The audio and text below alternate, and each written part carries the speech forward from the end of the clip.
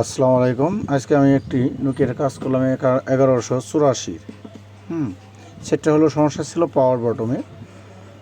এই কিবোর্ডটা আপনার এই যে এই লাইনটা যে কোনো এক জায়গা থেকে হয়তো মিস্টেক হয়ে গেছে পানি ড্যামেজ কারণে।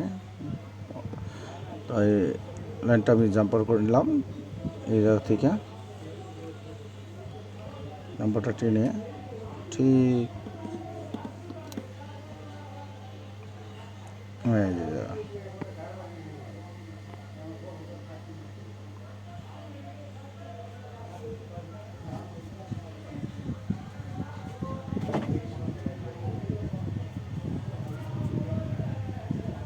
এই যে আপনার এটার মাথা থেকে আপনার জাম্পার করে দিছি 1184।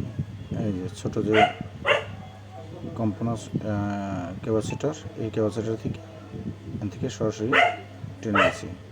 এখন আলহামদুলিল্লাহ সেটটি ওকে।